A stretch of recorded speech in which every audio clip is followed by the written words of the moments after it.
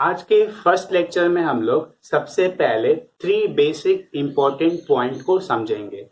कौन कौन सा? एक्सप्रेशन, इक्वेशन और आइडेंटिटी। ये तीन टर्म को समझने के बाद हम देखेंगे कि पॉलिनोमियल फंक्शन क्या होता है और पॉलिनोमियल क्या होता है। देखिए, मैथमेटिक्स में आपको कुछ बेसिक टर्म को जानना बहुत ही जरूरी है, क्योंकि अगर आप इसको समझेंगे, जानेंगे, तो आपको बहुत अच्छा फील होगा। आपको ऐसा रियलाइज होगा कि हाँ, मैथमेटिक्स जो है वो हमको समझ में आ रहा है। तो हम चाहते हैं कि सबसे पहले कुछ बेसिक टर्म को डिस्कस करें, उसके बाद हम टॉपिक पे आएंगे। ठीक, तो चलिए हम लोग स्टार्ट करते हैं कि एक्सप्रेशन क्या होता है। तो सबसे पहले है आपका एक्सप्रेशन। एक्सप्रेशन तो एक्सप्रेशन हम लोग किसको कहेंगे कि ये मेरा क्या होता है? Group of number, symbol and operator. Number, symbol and operator. अगर इन तीनों क्वांटिटी का अगर हम लोग ग्रुप बनाएंगे तो उसको हम लोग क्या कहेंगे? ये मेरा क्या है? एक्सप्रेशन है। जैसे फॉर एग्जाम्पल मान लेते हैं कि x+1 है मेरे पास। x+1 है मेरे पास, तो ये x आपका क्या हो गया? ये x आपका सैंबल हो गया। नहीं, ये x आपका क्या हो गया? सैंबल हो गया। या इसको हम लोग क्या बोलते हैं? पैरामीटर भी बोलते हैं। क्या बोलते हैं इसको? पैरामीटर। टेक्निकल टर्म में अगर आप इसको समझेंगे तो टेक्निकल टर्म में आप इसको कैसे समझ सकते हैं कि ये मेरा क्या है? पैरामीटर है और वेरिएबल है। वेरिएबल आप लोग जानते हैं कि जो वैरी करता है, जिसका हमको वैल्यू मालूम नहीं होता है, उसको हम लोग क्या करते हैं? वेरिएबल। सिमिलरली उसी तरीके का पैरामीटर भी होता है, जिसका की वैल्यू हम अपने मन से अपने अकॉर्डिंग कुछ भी ले सकते हैं। ठीक, तो ये मेरा सैंबल हो गया या पैरामीटर हो गया या वेरिएबल हो गया। ठीक, प्लस, इस प्लस साइन को हम लोग क्या कहते हैं? इसको हम लोग क्या कहेंगे? ऑपरेटर। ये एक तरीका का क्या है? ऑपरेटर है। मतलब ये प्लस मतलब एडिशन, एडिशन का ऑपरेटर। मतलब एक्स और वन को क्या करेगा? ये ऑपरेट करके सम कर देगा। नहीं, दोनों का क्या कर देगा? सम कर देगा, मतलब ऐड कर देगा। वन क्या है? वन, ये आपका क्या है? नंबर है। नंबर है। तो इस तीनों को अगर हम लोग ग्रुप करेंगे तो हमको x+1 मिलेगा, और x+1 क्या कहलाएगा? आपका एक्सप्रेशन कहलाएगा। आप लोग क्लास 9-10 में भी पढ़े होंगे कि आपके पास कुछ फैक्टर दिया जाता था और बोलता था कि इसका आप लोग फैक्टराइज कीजिए। इसको क्या कीजिए? फैक्टराइज कीजिए। तो वहां पे जो ध्यान देंगे, क्वेश्चन में लिखा होता है कि factorise the given expression. Factorise the given expression, that means expression का मतलब कुछ इस तरीके का था ना। सपोज x² + 3x+2 बोलेगा कि फैक्टराइज द गिवन एक्सप्रेशन, और देगा आपको क्या? x² + 3x+2। x² + 3x+2 क्या होता था? एक्सप्रेशन होता था, जिसको हम लोग क्या कहते थे? फैक्टराइज करते थे। तो फैक्टराइज करके हम लोग क्या लिखते थे? इसको x+2 और इंटू x+1। ठीक, तो ये आपको समझ में आ गया होगा कि एक्सप्रेशन हम लोग किसको कहेंगे। सेकेंड नंबर आपका क्या है? इक्वेशन है। इक्वेशन, तो इक्वेशन किसको कहेंगे? जहां पे एलएचएस और आरएचएस प्रेजेंट हो। जहां पे एलएचएस और आरएचएस प्रेजेंट हो, और एलएचएस आरएचएस के बीच कुछ रिलेशन हो। एलएचएस और आरएचएस के बीच क्या हो? कुछ रिलेशन हो। जैसे कि यहाँ पे इक्वल टू का रिलेशन है, मतलब एलएचएस और आरएचएस आपस में क्या है? इक्वल है। आपस में क्या है? इक्वल है। ठीक, तो इसमें जो सबसे इंपॉर्टेंट चीज आपको समझना है कि एलएचएस और आरएचएस जो होगा वो इक्वल होगा for some value of x. For some value of x मतलब कि कुछ ही वैल्यू ऑफ एक्स ऐसा मेरे पास होगा जहां पे एलएचएस और आरएचएस आपस में क्या होगा? इक्वल होगा। फॉर एग्जाम्पल मान लेते हैं कि यही आपका एक्सप्रेशन है, इसको हम लोग ऐसे लिख रहे हैं x² + 3x+2 = 0। ठीक, x² + 3x+2 = 0 लिखने से क्या हो गया? ये आपका एक इक्वेशन बन गया, क्योंकि एलएचएस और आरएचएस दोनों यहाँ पे प्रेजेंट हो गया, और with equal sign, with equal to sign. ठीक, अब अगर इसको हम सॉल्व करेंगे तो हमको यहाँ से कितना वैल्यू मिलेगा, यहाँ से कितना वैल्यू मिलेगा, सबसे पहले इसको फैक्टराइज करेंगे, फैक्टराइज करने पे क्या आएगा, x plus 2 into x plus 1 आएगा। तो इसको हम लोग लिख सकते हैं x plus 2 into x plus 1 is equal to 0। अब यहां से जब इसको हम सॉल्व करेंगे तो क्या आएगा, x is equal to -2 and x is equal to -1। That means अगर हम x इज इक्वल टू -2 और x इज इक्वल टू -1 हम इस इक्वेशन में पुट करेंगे तो LHS इज इक्वल टू क्या मिलेगा, RHS मिलेगा। नहीं, दो वैल्यू मेरे पास ऐसा है x is equal to -2 and x is equal to -1, जहां पे LHS और RHS क्या हो रहा है, इक्वल हो रहा है। इसके अलावे अगर हम कोई और दूसरा x का वैल्यू अगर हम यहाँ पे पुट करेंगे तो ये LHS और RHS दोनों सेटिस्फाइड नहीं होगा। दैट मीन्स दोनों आपका इक्वल नहीं होगा। ठीक, तो हम लोग क्या देखें कि यहाँ पे दो वैल्यू सिर्फ ऐसा है, यहाँ पे कितना वैल्यू ऐसा है, सिर्फ दो वैल्यू ऐसा है। तो हम लोग लिख सकते हैं it is true for only some value of x, true for some value of x। ये आपका क्या इंपॉर्टेंट है, सम वैल्यू ऑफ x के लिए इक्वेशन क्या होता है, ट्रू होता है, और बाकी वैल्यू ऑफ x के लिए ट्रू नहीं होता। ठीक, ये आपको समझ में आ गया इक्वेशन क्या होता है। अब हम लोग डिस्कस करते हैं आइडेंटिटी।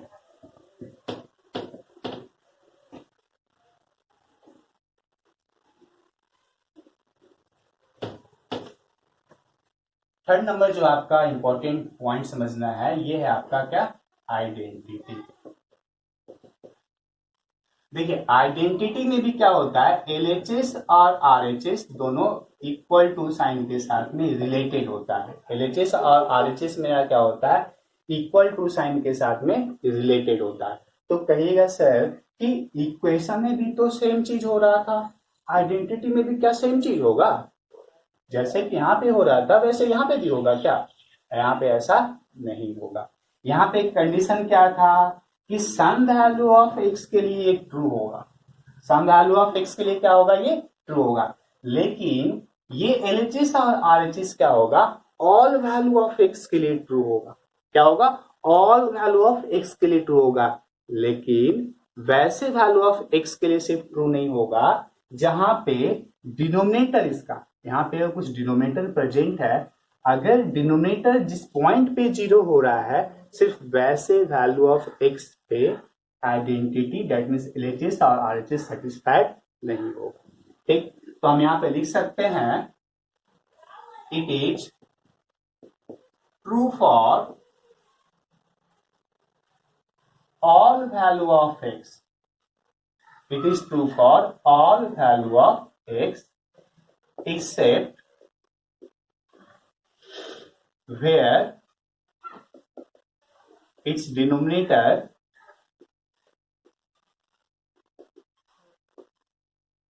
equal to 0।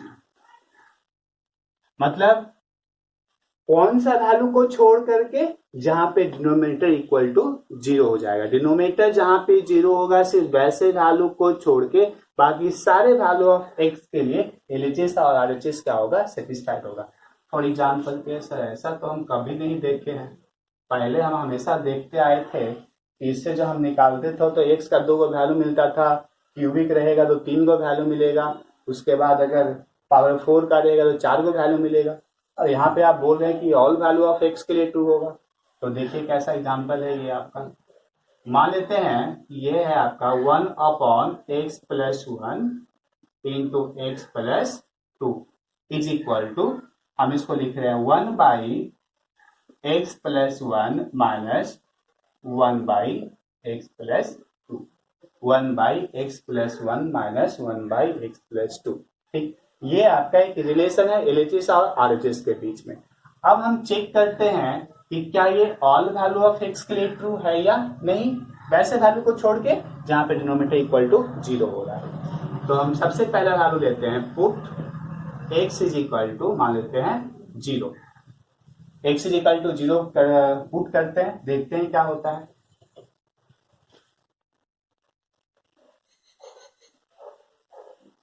आप लोग इसको कॉपी में साथ साथ नोट करते चलेंगे, जैसे जैसे हम पढ़ाएंगे वैसे वैसे आपको भी कॉपी में नोट डाउन करते चलना है। कॉपी में नोट डाउन कीजिएगा, आपको अच्छे से क्लियर होगा। सिर्फ मेरे लेक्चर को सुन करके आप नहीं सीख सकते हैं, इसके लिए आपको पेन एंड पेपर और दिमाग भी आपके लिए जरूरी है। ठीक, तो जैसे जैसे हम आपको बोर्ड पे लिखते हैं वैसे आप भी कोशिश कीजिए कि अपने कॉपी पे सारा चीज नोट डाउन करें। तो x is equal to 0 put करें तो कितना मिलेगा, 1/0 + 1 1 0 + 2 2 1 × 2 कितना हो गया, 1/2 इज इक्वल टू 1/0 + 1 1 माइनस 1/0 + 2 2 कितना है, 1 - 1/2 कितना है, 1/2। ये है आपका एलएचएस का पार्ट, ये है आपका क्या, आरएचएस का पार्ट। क्या दोनों इक्वल है या नहीं है, दोनों इक्वल है या नहीं है, दोनों आपका इक्वल है। तो ये आपका कंडीशन क्या हो गया, एलएचएस और आरएचएस क्या हो गया, सेटिस्फाइड हो गया। सिमिलरली अगर हम x = 1 पुट करते हैं तो x = 1 पुट करने पे क्या होगा, 1/1 + 1 2 1 + 2 3 3 × 2 कितना हो गया, 6। एलएचएस हमको कितना मिला, 6 is equal to 1/1 + 1 2 minus 1/1 + 2 3 is equal to LCM हो गया 6, यहाँ पे आ गया 3 - 2 इज इक्वल टू 1/6। देखिए ये आरएचएस का पार्ट है, ये आपका एलएचएस का पार्ट है। तो दोनों इक्वल है या नहीं, दोनों इक्वल है या नहीं, इक्वल है। तो देखिए, तो हम अपने मन से रैंडम वैल्यू लिए, x = 0 लिए, x = 1 लिए। रैंडम वैल्यू लेने से आपका दोनों इक्वल आया कि नहीं आया, दोनों इक्वल आया। लेकिन अगर हम x = -1 ले लेंगे, x = -1 ले लेंगे तो क्या होगा, देखिए तो चेक कीजिए। तो पुट x = -1 तो कितना आ जाएगा, 1/-1 + 1 into -1 + 2 is equal to 1/-1 + 1 minus 1/-1 + 2। यहां से कितना आ जाएगा, 1/0 -1 + 1 कितना हो जाएगा, 0 हो जाएगा इज इक्वल टू, और ये भी आपका क्या हो जाएगा, 0 माइनस 1/1। तो देखिए, तो ये जो टर्म आपको मिला है 1/0 का टर्म जो आपको मिला है, एलएचएस में भी मिला है, आरएचएस में भी मिला है, एलएचएस और आरएचएस दोनों में ही मिला है। तो क्या ये टर्म आपका डिफाइन है, ये टर्म आपका डिफाइन है या नहीं है, डिफाइन नहीं है। क्यों, क्योंकि 1/0 जो होगा वो हमको वैल्यू क्या देगा, इनफाइनाइट देगा। वैल्यू क्या देगा हमको, इनफाइनाइट देगा। 8 नहीं है, इनफाइनाइट है। ये वैल्यू क्या है आपका, इनफाइनाइट। ये वैल्यू क्या है, इनफाइनाइट है। तो इनफाइनाइट कोई डिफाइंड क्वांटिटी नहीं है, इनफाइनाइट क्या कोई डिफाइंड क्वांटिटी है, नहीं है। दैट मीन्स हम x = -1 इस रिलेशन में पुट नहीं कर सकते। सिमिलरली x = -2 अगर पुट करेंगे तो भी आपका क्या हो जाएगा, 1/0 हो जाएगा, इधर यहाँ पे भी 1/0 हो जाएगा।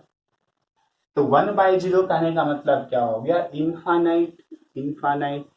तो हमेशा ध्यान रखेंगे कि आइडेंटिटी जो होगा वो सारे वैल्यू ऑफ x के लिए ट्रू होगा, except where denominator should not equal to 0। जहां पे डिनोमिनेटर क्या होना चाहिए, 0 नहीं होना चाहिए, उसको छोड़ के बाकी जितना सारा वैल्यू है सारे वैल्यू ऑफ x के लिए आइडेंटिटी क्या होगा, ट्रू होगा। ठीक, तो ये बहुत ही इंपॉर्टेंट, आपको इंपॉर्टेंट है समझना आइडेंटिटी क्या होता है और यहाँ पे कौन से वैल्यू ऑफ x के लिए ये ट्रू होता है। क्योंकि इसी कॉन्सेप्ट के आधार पे जब हम पार्शियल फ्रैक्शन आपको डिस्कस करेंगे इसके आगे, तो इसका कॉन्सेप्ट हम वहां पे यूज करेंगे और वहां से कांस्टेंट निकालेंगे। पार्शियल फ्रैक्शन आप पिछले सेमेस्टर में पढ़े होंगे, बट हम आपको स्टार्टिंग से बेसिक से आपको पार्शियल फ्रैक्शन फिर से समझाएंगे और फिर आप खुद ब खुद चेक करेंगे कि हम क्या मिस कर रहे थे, क्या हम नहीं जानते थे पहले और अभी हम क्या सीखे हैं। ठीक, तो उस पॉइंट ऑफ व्यू से आपके लिए आइडेंटिटी क्या है, आइडेंटिटी को समझना बहुत ही इंपॉर्टेंट है। ठीक, तो कुछ लोगों को डाउट होगा कि सर ये चीज जो हम लिखे हैं और ये चीज जो लिखे हैं दोनों तो एक ही है, क्योंकि जब हम यहाँ पे एलसीएम ले लेंगे, जब हम यहाँ पे एलसीएम ले लेंगे तो आपको वही चीज मिल जाएगा। तो कहेंगे sir this is equal to this लिखना है, तो एक्चुअली हम ऐसा इसलिए करते हैं क्योंकि यहाँ पे देखिए दोनों फैक्टर मल्टीप्लाइड में है, यहाँ पे दोनों फैक्टर अलग अलग है, सेपरेटेड है, नहीं दोनों फैक्टर आपका क्या है, सेपरेटेड है। तो समटाइम्स और बहुत जगह पे हमको ऐसा जरूरत पड़ता है कि जब दो फैक्टर मल्टीप्लाई में रहता है तो उस दो फैक्टर को अलग अलग करना पड़ता है, उसको क्या करना पड़ता है, अलग अलग करना पड़ता है। और यहां से हम उसका सॉल्यूशन और उसका नेक्स्ट स्टेप हम बहुत ही आसानी से फाइंड आउट कर सकते हैं। तो इसीलिए हम इस फैक्टर को दो पार्ट में अलग अलग करते हैं। जब दो पार्ट में अलग अलग करेंगे टर्म तो सही नहीं रहेगा, लेकिन इसको हम लोग क्या कहेंगे, आइडेंटिटी कहेंगे। क्या कहेंगे इसको, आइडेंटिटी कहेंगे। और आइडेंटिटी क्या होगा, सारे वैल्यू ऑफ एक्स के लिए ट्रू होगा except where denominator equal to G. ठीक, ये समझ में आ गया आपको। इसके बाद हम लोग पॉलिनोमियल पे आते हैं।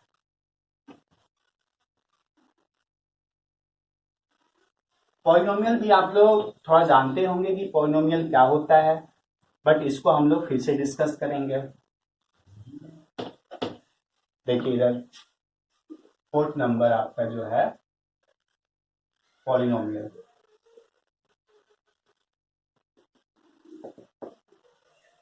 पॉलिनोमियल ठीक, तो पॉलिनोमियल मान लेते हैं f of x is equal to क्या है आपका, a0 plus a1 x plus a2 x square plus dot dot dot plus an x पे पावर n। अगर इस तरीके का कहीं पे भी लिखा हुआ दिखेगा, अगर इस तरीके का टर्म फंक्शन कहीं पे लिखा हुआ दिखेगा तो हम इसको क्या कहेंगे, पॉलिनोमियल कहेंगे। लेकिन यहाँ पे ध्यान देना है, क्या क्या ध्यान देना है कि n जो होना चाहिए वो ग्रेटर देन इक्वल टू 0 होना चाहिए। n क्या होना चाहिए, ग्रेटर देन इक्वल टू 0 होना चाहिए।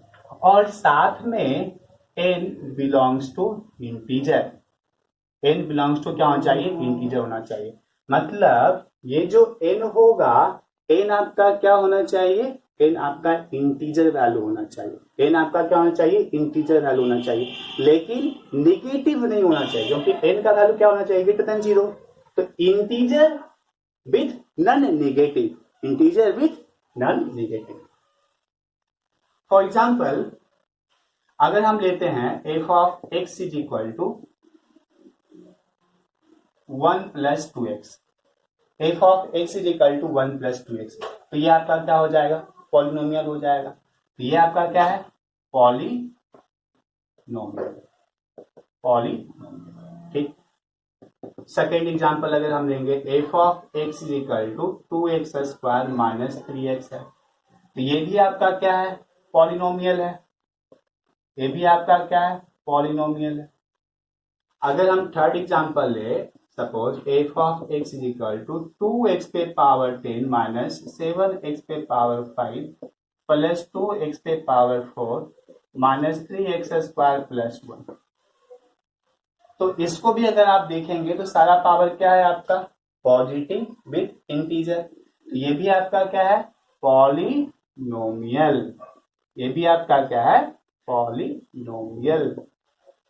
ठीक, चलिए एक एग्जांपल और लेते हैं, f of x is equal to 2x पे पावर माइनस 1 प्लस 3 है। ठीक, तो इसका बताइए ये पॉलिनोमियल होगा, पावर आपका क्या हो गया, निगेटिव हो गया, तो ये पॉलिनोमियल नहीं होगा, नॉट पॉलिनोमियल, नॉट पॉलिनोमियल।